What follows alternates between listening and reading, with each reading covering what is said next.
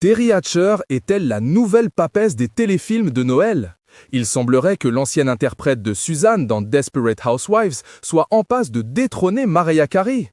Et pour cause, l'actrice a joué dans une myriade de téléfilms de Noël ces dernières années. Et elle n'est pas près de s'arrêter là.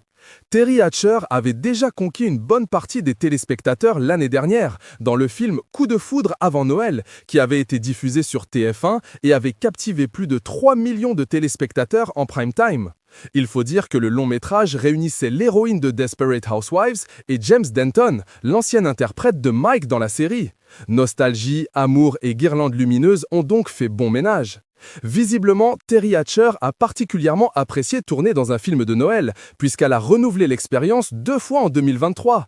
Elle a donné la réplique à Dan Payne pour le film Coup de foudre en cadeau de Noël, diffusé ce 4 décembre 2023 à 21h10 sur TF1, et a partagé l'affiche avec William DeVry pour Noël au chalet, attendu sur 6T le 9 décembre 2023 à 21h05. Un film de Noël sans Guy est un film sans magie, avec Terry Hatcher ce lundi à 21h10 sur TF1 et MTY1. Mais pourquoi la comédienne âgée de 58 ans a-t-elle récemment jeté son dévolu sur les films de Noël? Ils ne sont pourtant pas si simples à tourner. Le temps de tournage est de 12 jours en moyenne, ce qui est très lourd pour l'équipe comme pour les acteurs.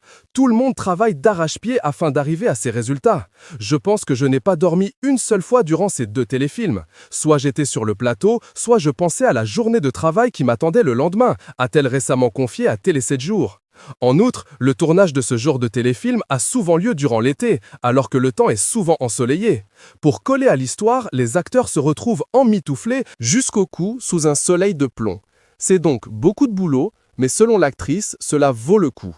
Nul besoin de vous ruiner dans un arbuste hors de prix, la solution est bien plus simple et particulièrement économique. Il est également agréable pour l'ex-star de Desperate Housewives de pouvoir enfin raconter les histoires pleines d'espoir de ces femmes dans leur cinquantaine qui arrivent à se trouver elles-mêmes et à trouver l'amour, alors qu'il est plutôt rare de braquer les projecteurs sur les femmes quinquas. On ne donne pas souvent de place à des héroïnes de mon âge, a conclu l'ex-épouse de l'acteur John Tenney. Est-il temps de décerner la couronne de Noël à Terry Hatcher?